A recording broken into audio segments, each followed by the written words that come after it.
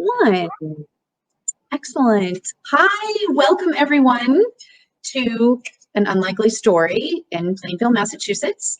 My name is Kim Havens, and I am the event manager here at An Unlikely Story. I'm so honored to welcome Ruth Druart to celebrate the release of her debut novel, While Paris Slept. This is it. I highly recommend you get a copy. Before we start, I'd like to go over just a few technical tips. If your picture is blurry, you can click on the help button up above, just a little question mark in a circle, and choose compatibility mode. You'll be on a slight delay and you can turn it off at any time. If you lose your connection or your sound or your video, just exit out of your browser and jump right back in. Chrome works best, and you will catch right up with us.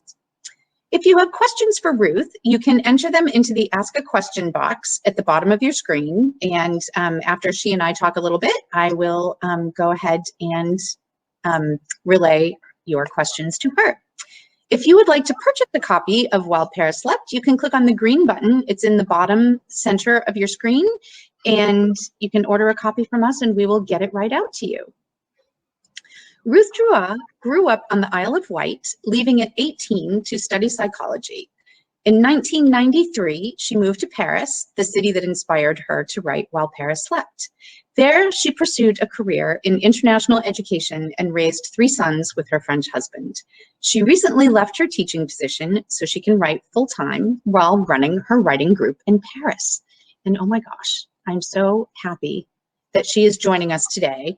You are going to absolutely love While Paris Slept. There is so much to discuss. So without further ado, I will welcome Ruth Druart to the screen.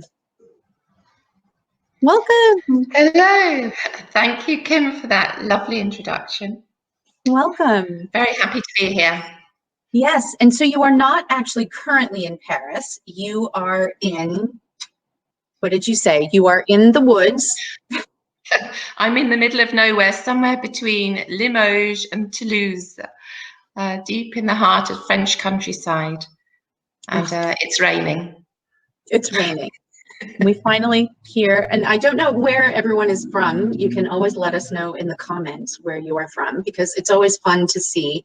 I think that is one of the best things about having virtual events, is that we can reach people all over the world. As I am drinking coffee and Ruth is drinking wine. Cheers. Yes, cheers. Cheers, everyone. So Ruth, can you tell us a little bit about how you did get the idea to write While Paris Slept? Where I got the idea? Well, the idea came for me after the birth of my 3rd son, in the middle of the night when all the best ideas come. I was feeding him in the dark, and I used to like to let my imagination just fly when I was on my own, well, with him, feeding him in the dark. And I used to like making up stories in my head and seeing which ones would make me cry. And sometimes they did. And then one night when I was feeding him, I came up with a plot, and it took me about 15 minutes for the whole story to set itself. And I knew I had hit on a really good story. And I really, really wanted to tell this story. And I told myself, you are going to write this story. And this was 21 years ago, because this son is 21 now. So I didn't know how to write when I had this idea. And if I could have got somebody to write it for me, I would have. But I think you can only write your own stories. And so I started on the process of learning how to write. One of the first things I did was take myself off on a couple of writing retreats in Devon, in England, run by the Avon Arts Foundation. And these were brilliant courses. You're there for 5 days with 2 writers in residence. And I learned so much, and I was so enthused by the enthusiasm of the people on the course. And then when I came back to Paris, I joined any writing groups that were going. And this is how I learned to write, through feedback from other people learning to write, really, and discussions about what made good books, what made good stories, how to write. That is our favorite thing to do, I think, as readers. And so I think I read on your website that one of your writing groups was at one of my favorite places in the whole wide world, Shakespeare and Company, where I was lucky enough to visit. And I actually went up in the room where you had your writing group, and the cat was up there, and it was fantastic. And you say that some of the feedback was brutal, and kind of, how hard was that to take? Like, how do you Okay, well, first of all, I should tell you that wasn't my writing group. That was a writing group that I went along to. And it was on a Saturday afternoon, and when you went, you didn't know who was going to be there. It was open house, and there were people buying books, and they could drop in too and listen if they wanted to. And sometimes there would be like 20 people there sitting on the floor wherever they could perch. Sometimes there would just be 5 or 6 people. I preferred it when there were less people. But anyway, yes, it was sometimes, it was hard to take some of the feedback. I remember there was one person that just didn't understand why anyone would want to read about the occupation in Paris. And well, that was his opinion, but I dismiss things. I'm quite good actually at dismissing what I want to dismiss, let's say, and taking on constructive criticism. I think probably from teaching I can make the difference between constructive criticism and then just judgmental criticism. And sometimes I felt there was some judgmental criticism in the group, and other times it was constructive. And I just sifted through it and took on board what I thought would help me. And so much of the feedback helped me so much. There were a lot of young American writers actually that would come to the group, students in Paris, and I really appreciated a lot of their feedback. And it was very good to get feedback from a diverse population, which we had in that group. That is yes, one of my favorite things. And I always find, like, every time I think about it, I'm like, oh, I don't want to read another book about World War II, you know, but then there are so many stories, then like I pick this up and I find a completely different story than one I've read before, and yours is so different. Well, it didn't start with World War II. That's the difference, I think. It started with the characters, it started with the story, and then I placed it in a setting. And the perfect setting for me was the occupation of Paris. Yes, that makes the story came first. Because it is very much the story about the family, and very much so. I love that, actually. So I actually like it even more now. That makes a lot of sense. So I think, so your book starts in Santa Cruz with one family. It does. And then, and I think one of the best things that I love about reading advanced reader copies is you don't know where the book is going to go. So I kind of went in blind. I knew it had Paris in it, which I love. So I was ready. I was all in. But it's very much about different cultures and adjusting. And I moved around as a kid, and I lived on both coasts. And I was thinking about Jean-Luc, Charlotte, and Sam living in Santa Cruz, and how drastically different it would be going to another country with a different language. And I wondered how children, like, how do children deal with that, I think. Yes, well, this is something, this for me is where the story started. I imagined a boy thrown into another culture, another language, and trying to get by, trying to survive, and hating it. I think for a child that's grown up with one culture at the age of 9 to be thrown into another culture and another language is really difficult. When I came to Paris, I was 25, and for me, it was difficult adjusting. I had to learn the language, and I hadn't realized how much the culture would be different to my culture. It's a whole new, different set of values and ways of doing things, and you discover bit by bit just how different it is, and then somehow you have to adapt, and you have to be flexible, and you have to make compromises, which aren't always easy to make. I wouldn't say, I think my journey to Paris and raising my children in Paris has been enriching, but it hasn't been without its difficulties. And I think this is what drove me to write the book in a large way, because I was coming to terms with living in a different culture, and accepting different values, different ways of doing things. And then I wanted to see Paris through a young child's eyes. I wanted to paint Paris seen through his eyes, so it's not the beautiful, fun Paris you might be expecting to read about, because Sam doesn't want to be there. No, he does not. Well, and I was so interested because when I think I was telling you in the green room, I took 4 years of high school French, and I had the best teacher who was basically teaching us how to speak French. So we would go to France and what it was like. And he told us about the bathrooms and, you know, different places that you would stay, and the apartment where Sam is, you know, lives in Paris. The bathroom's down the hall, and yes, you know, and I love that scene where he's kind of like, huh, all right. And it's just a hole in the ground at that time. Yes, because it was 1953 as well, so but I remember coming to Paris and the apartments all had those square bathtubs. You couldn't you thought, I didn't understand what they were about. Why would you have a square bathtub? You can't lie in it. What's the point? Yes, the apartment they've all gone now. Had like 3 little half bathrooms. Like there was one that had a sink, and there was one that had a toilet and a sink, and then one that had the shower. But no, you had to kind of go over. It's very different.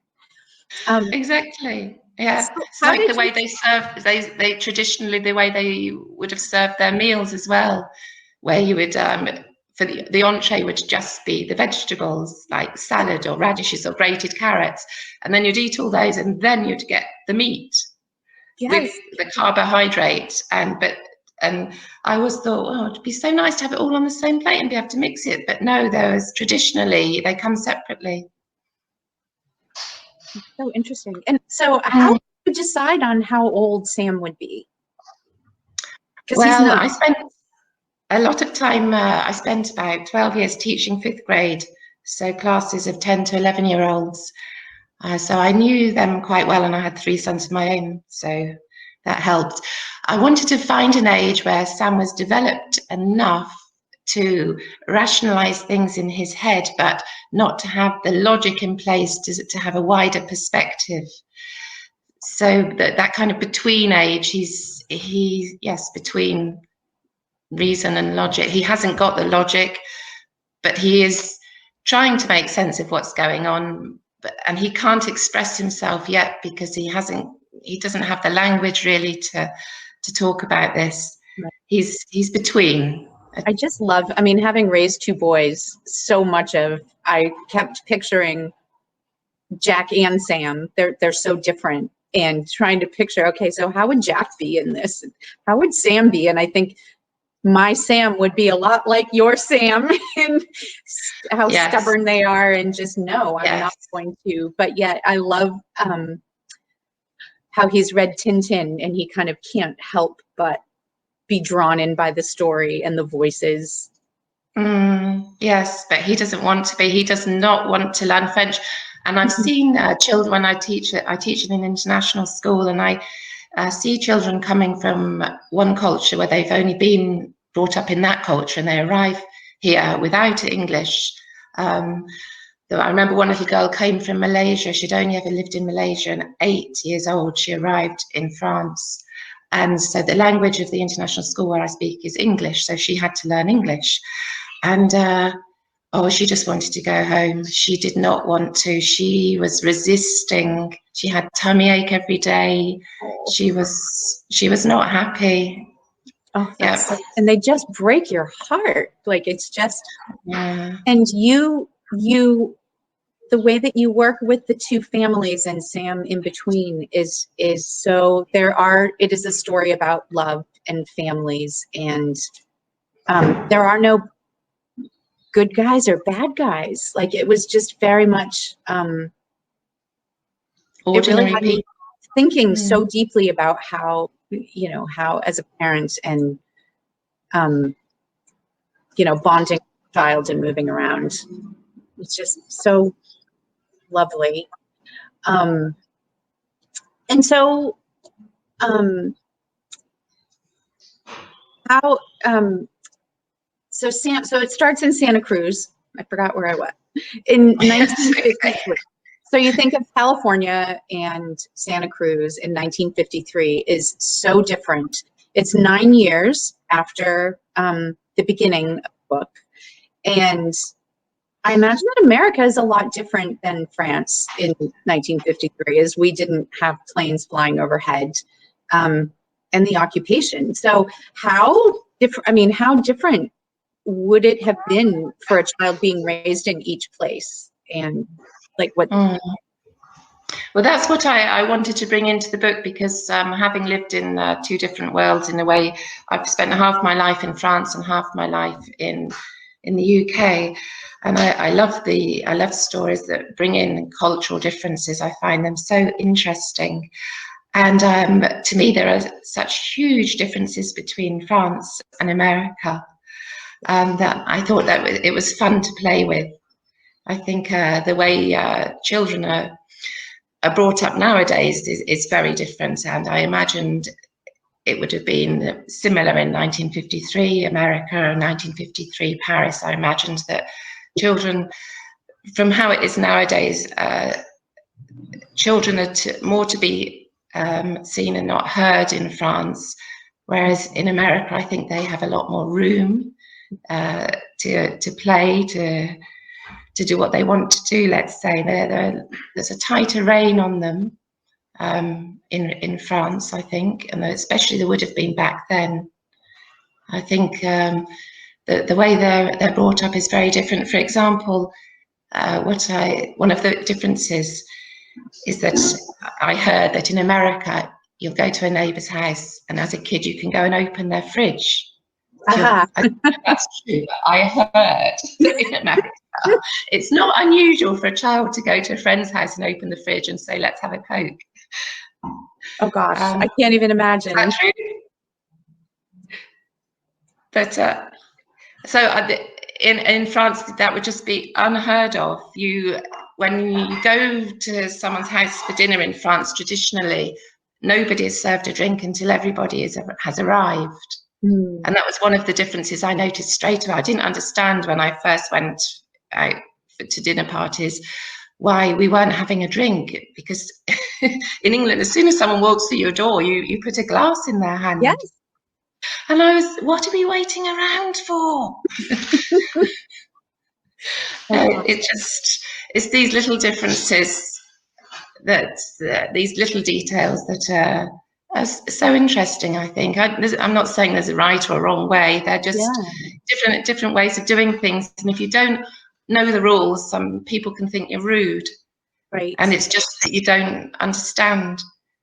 I remember there was one, well, I won't go into every little story, but these differences are interesting. It's like they say in Pulp Fiction. Do you remember the line from Pulp Fiction? Yes. It's the little details that make all the difference. Like you can get a beer in McDonald's in Europe. The fact that you notice, I think in one of your, I read somewhere that I think that's the difference with creative people. I know walking around with my aunt, who is an artist, and she would point things out that she would just notice, you know, something in the tree or something, you know, some detail that's just so stunningly beautiful. And the fact that you walked around France and saw these plaques on the different buildings. And it kind of reminded me of, gosh, there was one thing about New York, and I forget who it was. Maybe someone in the comments. It was Martin Scorsese and a writer in New York, and all these plaques that are in the sidewalk, you know, different places. So I find that so fascinating. Yeah, I found it fascinating when I arrived and I saw, it was the fact that there were flowers laid by, I think, that drew my attention to the plaques. And then I'd read them and I'd think, because I arrived in 1993, so less than 50 years since the war finished. It's nothing really. And I started reading the plaques and imagining how resistance fighters had been killed on that shot there on that spot. And I wondered who was laying the flowers for them. Was it a parent still alive, or a wife they'd left behind, or it? And then also I noticed the plaques outside apartments where Jewish families had lived, and then they were arrested, taken away, murdered. And I thought, this is incredible in a bad way that this happened not that long ago to people just like me, just like us now. And I wondered what it would have been like to have lived in that time, and how your conscience would have made you behave, or fear. How much did fear play a part in your life? I imagined that fear must have played a huge part in people's lives, and they were doing things that went against their conscience because they were so afraid that they wouldn't have enough to eat, enough to feed their families, or afraid that somebody would denounce them if they said something or did something wrong. Well, it really, not wrong.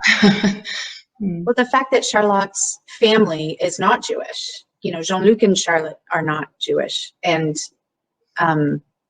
Charlotte's family, it was, you think nowadays, these times, and people speak up about things, and people who just want to live their life, and it was not easy even for people who were not Jewish, who were in occupied France, and not wanting to say anything to rock the boat, or it's just fascinating to me how, like, the difference between what English people went through being bombed and that they had one thing to deal with, and the people in France, it just seems so striking. Yes, I think it was, well, obviously it was a lot.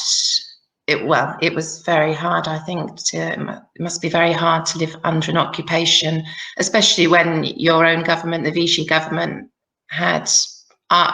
they collaborated with the Germans, so with the Nazis. So what do you do as a citizen when your government has done that? You're going not only against the enemy occupier, you're actually going against your own government that's in place at the time. And I think it was extremely hard for people to do anything. And I think there were some people who were very, very brave, and some heroes, but there aren't that many heroes, I think, in any time. Yeah, I agree. Well, and I just lost my train of thought. As French peoples, they're so proud of their culture and proud of their country. That is a moment where that kind of clashes with. Oh yes. It must have been so tough for them to live with the occupier like that, and to see them strolling around, making. They changed the clocks to the German hour. They changed the signposts to German. I don't know. It must have hurt their pride, their dignity, deeply wounded them. Yes. So. But what can you do as a citizen? There's so little you can do, in a way, I think. And sometimes I think the job of the citizens is to survive, is to carry on, to feed the families, to keep going.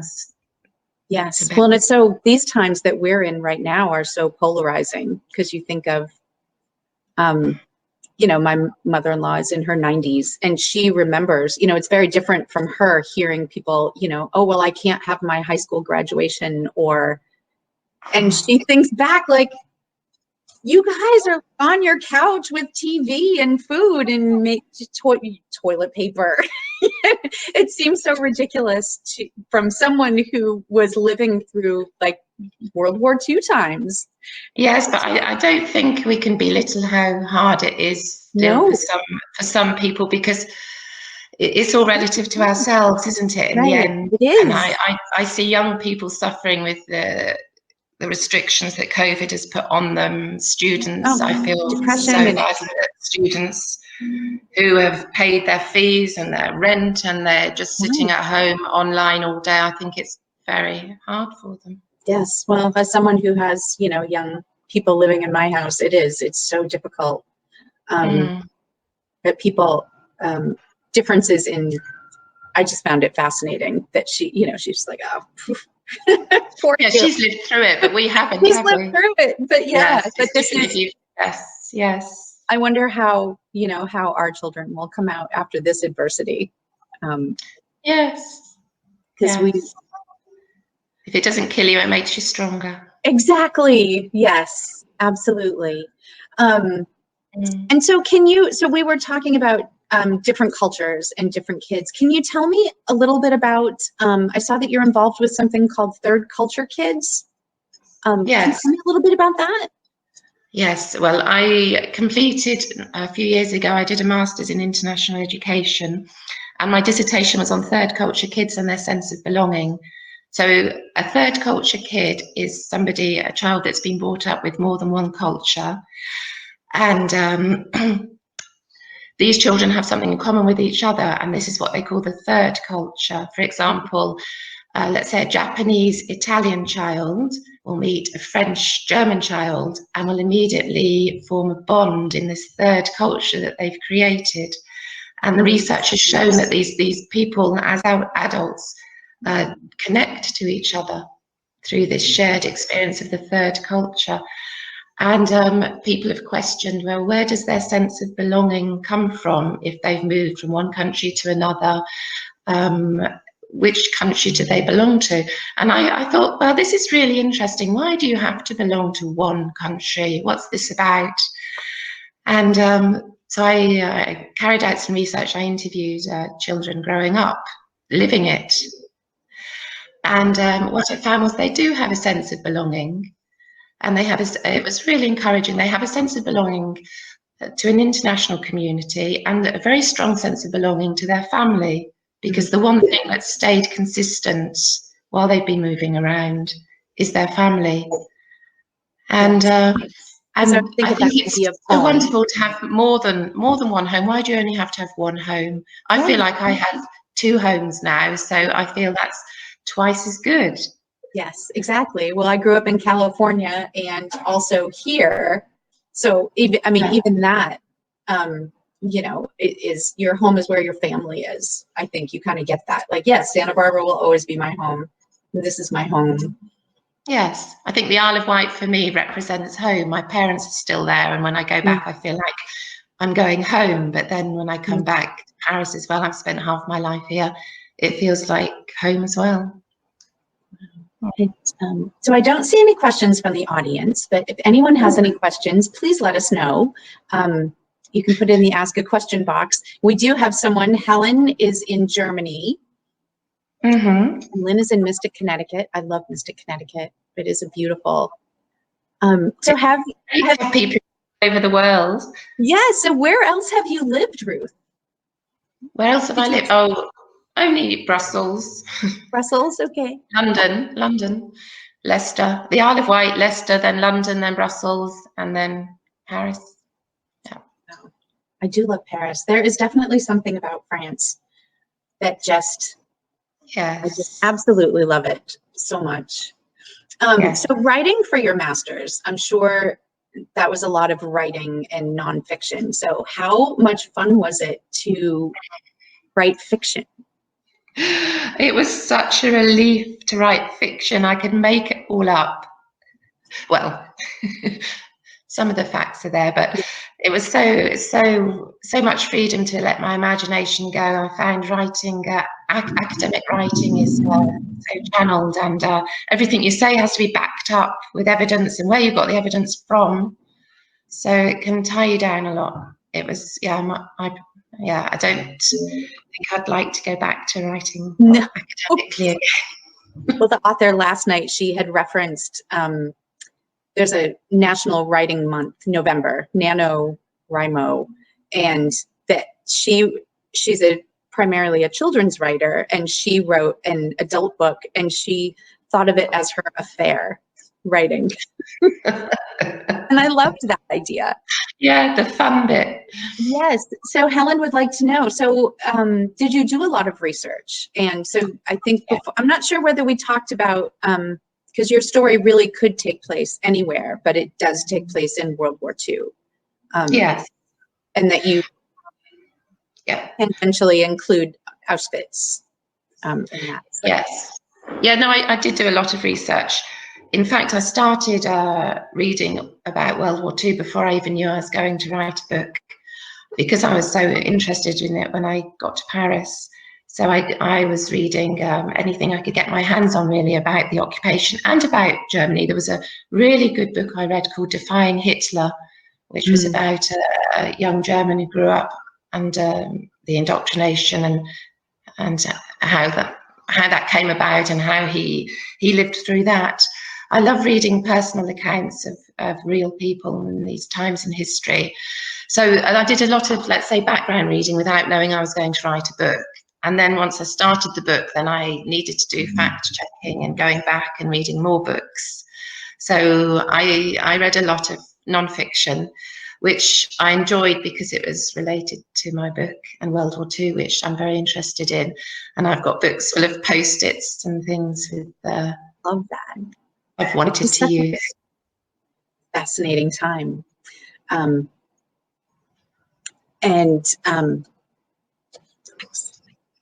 So I was, let's see, so how are do your children speak primarily, so your children are raised in Paris, raised in France. Are they bilingual? Yes, yeah, they're bilingual. When they were born, I was at home with them for let's say the first 3 years before they started school. So when they started school at 3, their language was predominantly English. We spoke English at home, and they would speak English with each other. Then once they went into the French school, come back speaking French, and they soon changed. They'd be babbling away to each other in French, and I'd try and get them to speak English, but it was a losing battle. But I don't ever have spoken French with them. I've always insisted on speaking English. And when they were school, I would let them watch television as long as it was in English, because I realized I was up against a whole culture. So there was just me, really. Yes. And so I did what I could. And then a lot of people I know put their children in bilingual education, and I did try that. And then I thought to myself, actually, I think they would be happier in local schools, making local friends. And I put the English to the side, knowing that they would always have that battle. Well, I found it so fascinating that Charlotte, the character who moves to Santa Cruz, that they don't speak French in their house. And so I was wondering about that decision as part of the story. That's interesting. Well, because my husband's French, we decided when they were born that he would always speak French and I would always speak English. Okay. So I wouldn't have wanted him to speak English at home. It wouldn't have been natural for him. I think you have to speak your mother tongue to your children. Well, I think that's how I felt, and that's how he felt. He wanted to speak French to them. I wanted to speak English to them. So now at the table we have conversations going on when we know who the children are addressing because of the language they choose. If they start speaking in English, I love that. I absolutely, yes. And if it's in French, this one's for Dad. Yeah. Yes, because my nephew, my sister-in-law is from Brazil, and she speaks Portuguese with Tyler. So it's the same, and you can tell exactly what she's saying to him, like, Tyler, you need to. Yes, yeah. And as long as you're consistent, I think it works, having two languages at home, as long as they know which language for which parent. Yes. So Helen would like to know, so is this the first book that you've written? Yep. Yes, And how it does it is. feel? How does it feel having it like now out in the world and talking to people about it? It feels surreal, actually. Because you I got the can't. idea so long ago, like. Yes, and I didn't imagine it would come to this and be out there all over the world. It's well, it's thrilling and exciting. It's a dream come true. Like, here it And is. Here I'm in Plainville, Massachusetts. that's Our it. That's the beautiful American one. the other side of the world. Yes. Yes. No. And it's a friend took a picture of her holding it up outside the Sydney Opera House. Oh, I thought, my book got there before I did. I haven't been to Australia. no, I haven't either. And so now, so along with writing, you run writing groups? Do you lead? Yes, I ran it. Well, I took over a writing group from a friend. Actually, I joined the writing group, which is called Scriptorium, and it was run at the time by a very good friend of mine called Hazel Manuel, who I didn't know before I joined the group. I joined the group on Meetup, and we immediately hit it off. And she's given me a lot of help with the writing. And then she moved to the Loire, and she said, "You want to take over the group?" So I said, "Yep, sure." And so we were meeting in a cafe every Tuesday evening, limited to 6 people. So anyone could, the first 6 to sign up would come. It was often a regular 4 people, and then two other people would join in. It's good to get some new blood sometimes. And but with the lockdown, not the lockdown, where the cafes are closing and COVID and everything, we haven't been running the group for the last year. Well, I haven't. It's been online, Zoom. And I did one Zoom meeting with them, and it's not the same for me on Zoom. No, it's not. Somebody else called Nancy's running it on Zoom at the moment. Once we get back into the cafes, I'll go again. I like to see people. Yeah, I like to hug people. It's so hard not to hug people and have people in the, like, there's something. So if your event was here, we would serve wine and have some French snacks. And as I'm sitting on the leather couch, and we would all be together, sharing a glass of wine and talking about your book. And but you're here. Like, there are so many. I remember my very first event that I did from my house, and my husband was cooking in the kitchen, and I was like, "Okay, so you need to be quiet now. Like, can you go take everyone out? The dogs and the cat, take it, and the boys, take them all out for burgers." And he's like, "No, I'm cooking spaghetti." I'm like, yes. But I think it's more intense, isn't it, on Zoom as well? It's and these writing groups with 6 people, it would be at least 3 hours because everybody gets a half an hour. Oh, okay. So 3 hours on Zoom I found it That's exhausting. Long. Yes, yeah. It is. So that's a shame that's fallen apart. Yes. So how are things in France now? We're I know we're not doing so hot here, but we're, starting to get the vaccine. Are things, I can't imagine France without everyone in the cafes and out in the street. Yes, well, they're selling vin chaud, hot wine, on the corners where people gather a little bit. But then the curfew was at 8 o'clock, and I think because people were gathering doing this, they changed the curfew to 6 o'clock. Oh, okay. So that people are still at work and they're not going to be drinking on the street corners. Yes, well, I find once you're drinking, then your mask comes off and you're... Yes, yeah, they have to stop people gathering like that. So it's just, it's a shame. Paris without the cafes isn't quite the same. No. But on the other hand, it's quite nice walking around the empty streets. There's less traffic, less people. Yeah. That's been nice. But now spring has come, the parks are full. Yes. I was at Jardin de Luxembourg on Sunday, and it was packed. It is so beautiful there. I absolutely, that was right in the corner from where we stayed when we went, because with 3 days, we didn't have time to do everything. So we didn't go to the Louvre. We decided to just soak up our neighborhood and go walking around. Yes. It was a fantastic way to get to know the city. There's so much more to see. So what are you working on? What are you working on now? Well, I'm working on book 2. So this is it's also set, actually, it's set during the occupation, and then it moves forwards to what happened after the occupation, particularly to the women.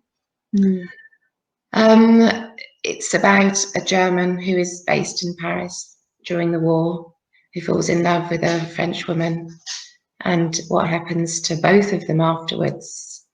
Wow. I was inspired to write this because I've got an uncle he was called Uncle Wolfgang. He died about 3 years ago. And he was a prisoner of war in England at the age of 19. Wow.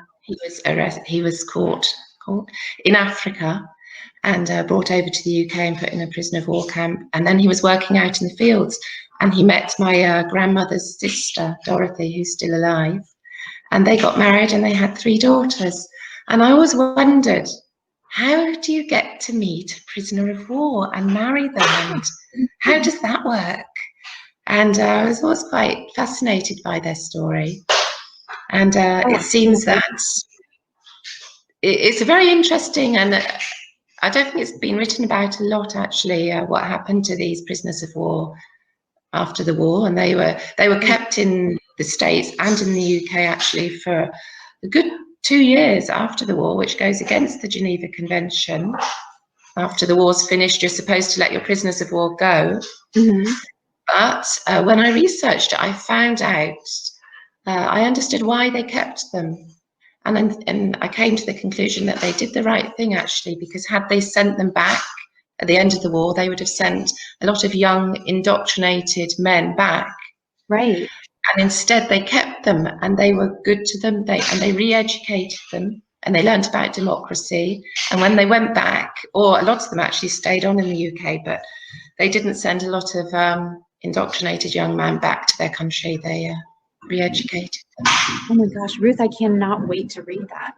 Well, I wonder, because it makes me think of my grandfather. He was stationed in Bremen, Germany during World War II. And one of his best friends is German. His name is Pete, and he lived in Bremen. And he used to go back and visit him all the time. And now I wish I could ask him about it. Like, how did you get to be friends with Pete? Like, yes. Stationed in Germany, and you're best friends with. It's so, because we're all human, and we're the connections. Yes, they were there. Yeah, I think people realised they were young men. They were so young. Yeah, and I think sometimes people were more tolerant then when I look back on those times. And the research I've done about both the States and the UK of how they were accepted into the community. And I asked my Auntie Dorothy, what didn't you suffer from prejudice, people against you marrying a German prisoner of war? No, she said, they loved him. They treated him like a son. Wow. I don't know if she's seeing it with rose-coloured glasses, but yeah. Wow. A lot of the stories seem to point to this sort of thing. It's good to know that. That's so interesting. And so Barbara would like to know if you have a title for your new book. And do you I'm not even thinking of a title, because I had a title for book 1, and when I got the deal, they said, we want to change the title. I was going to ask that, if you get to choose. Oh, I did. We worked on the title together, but it took about a year to come up with a title. Wow. It was just, we just could not find it, and we were brainstorming all kinds of ideas, and nothing was coming through. And then it was the editor, actually. She sent me some blurb for the back of the book. We decided to forget about the title for a while, and she was writing the blurb for the back of the book, and she had written while Paris was sleeping, da, da, da, da, da. Wow. And I read those words, and that's the title, While Paris Slept. And and as soon as I found that, it seemed like the perfect title for a few different reasons. It works. It does. Now,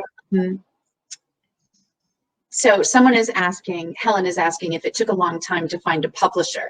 And I was fascinated. You have videos on your website. I would highly recommend that everyone go there, because you talk about finding an agent for your book.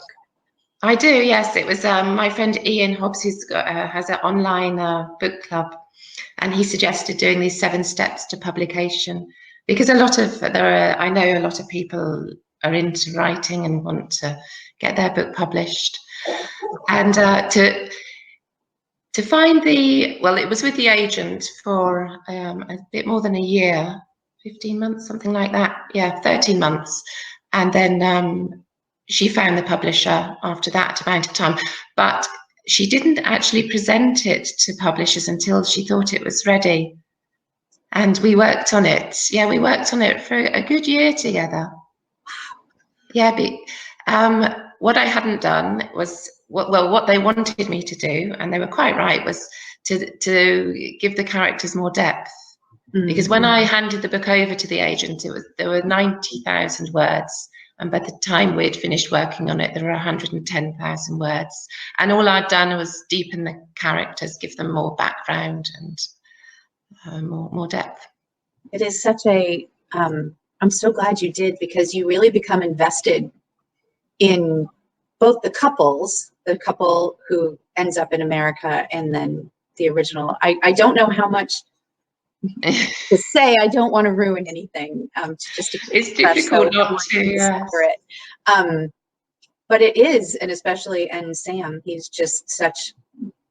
It's a fascinating. Well, yes, that's the thing, because sorry. No, go ahead. In my head, I knew the characters, but then it's putting it across in the writing, so that the reader can get to know them as well as you know them. And that's the trick, I think. And doing that in subtle ways, by showing the experiences and how they handle different experiences, what they say. I try not to do too much internal dialogue, but try to show things with more of a light touch, but still put the character across. And in that way that you do it is very successful, because I was very easily able to put myself in both shoes. Like, what would I do? Oh my gosh, what would I do? Like, yes. So did you know the ending from the beginning? You did. Yes, it's in a way it started with the ending. Okay. Yes. No, I knew the whole story from that 15 minutes of being up in the night, and it was just working out how to tell it and how to structure it. I didn't know where exactly to begin it, and I had so many different beginnings that I played around with. And at one point I printed the whole book out, and I had all the chapters spread across the floor, and I was trying to put them into an order. I think for me, that's the hardest part, actually, is structuring the story, because you can't just tell it as it is. Right. Chronologically. No. You have to layer it and keep the reader wanting to know what's going to happen next. You know, when Jean-Luc, when they're in Santa Cruz and the police car pulls up to the front, and I was like, oh my gosh, what is it? You know, what is happening? What's he done? And what's he done? What did he do? You know, and he's working in this train station in Drury. He's not actually, because they didn't see the prisoners. And I was thinking of it, like, how would you, before anyone knew what was actually happening, you know, you could kind of guess, but they would put all the Jewish prisoners when the workers were not there, to kind of hide it from them. I think they were very clever about hiding what they were doing and the euphemisms that they used. But they would, put them on a bus to take them to the train station. So they just got on a bus not knowing exactly where they were going, but they were told to bring suitcases and their belongings as if they were going to be resettled somewhere. I think it was a whole setup, and I think you would have had to have wanted to look more deeply into it to really know what was going on. It would be hard to want to look at that, I think, because it's very easy to look back on it now as, like, I was just watching The Crown, and it was where King Edward is there with Wallace Simpson meeting with Hitler, and you see the pictures, and it's like, but back then they didn't, it wasn't necessarily, it's easy for us to look back on history and say how evil it is, but yes, but some people, I think Churchill was one of the few men, wasn't he, that didn't actually meet Hitler. I think so. And he knew what he was about, because they say if you meet somebody, you think they're better than they really are. Mm-hmm. So, but he just had what Hitler had done on paper, and he worked out what he was about. Yeah, it was fascinating. It was actually, like, all of history. I always find it really fascinating when different things in culture tie in together to give you a bigger, the fact that I had just watched that episode and tying it all into, I'm like, oh, that same kind of exactly. And nowadays we have so much more information. This is one thing that makes me think, well, maybe it couldn't happen again, because we're all so aware now, aren't we, of what's going on? We can't not be. I mean, we have to sift through the truth and the non-truth, but we get the picture, I think. Yeah, maybe. I find it so interesting that people tend to, now I think they veer towards news that just reinforces what they're thinking, or at least here. I'm not sure. Yes, there is that, but still, I like to think that camps now. Maybe that's the other danger that we're going to come into. Yes, we're going to have to make sure that people get a balanced picture, or to see the other side as well, even if they don't agree with the other side. I think it's very important to understand that people are thinking in a different way to you, and why might they be thinking in that way. You can't just shut them out. Right. We have to listen to everybody to understand where they're coming from. And I hope we connect, get to a point where more conversations happen. And I have to say, one of the things that I love the most about meeting you and talking with you is you are a very positive person, and just, looking at the bright side of things. And I think we all need that. And putting this book in, and just the joy of reading it and kind of escaping what we're going through it's just wonderful. Yeah. And so there's nothing like a good story to take you out, and they just take us away. I love stories. I'm always happier when I've got a good book on the go. Yes. So what is your good book on the go right now? What are you reading? Actually, I'm reading a book by Elif Shafak. She's a Turkish writer. She wrote The Bastard of Istanbul, but the one I'm reading is The Three Daughters of Eve. And I love her writing because she's Turkish, but she writes in English, and she has experienced different cultures. And this book is about three Muslim women in Oxford, at Oxford University. Oh, wow. But they come from three different backgrounds, and how they manage that. And there's a great story going on at the same time, because all her life she's worked towards getting to Oxford University, and her father mainly has sacrificed a lot to get her there, and she's there. But then she's not there. She's back in Turkey, in Istanbul, and you're not quite sure what went wrong, why she's ended up back there. So you keep reading it to know. I love the cultural differences between Turkey and Oxford. Yes. Oh, yes. So Barbara would like to know, who is that author again, please? Yes, I was going to ask the same thing, Barbara, because I would like to read it too. Elif Shafak. I'm going to type it in the comments. It's ELIF Shafak, SHAFAK. Yeah. SHAFAK. Did I get that right? Sorry. SHAFAK. Shafak, I think. Yep, I think I did. You can look in the comments. I just typed it. Ruth, do you see it there on the side? No, I've got, hang on. Elif, you got ELIF.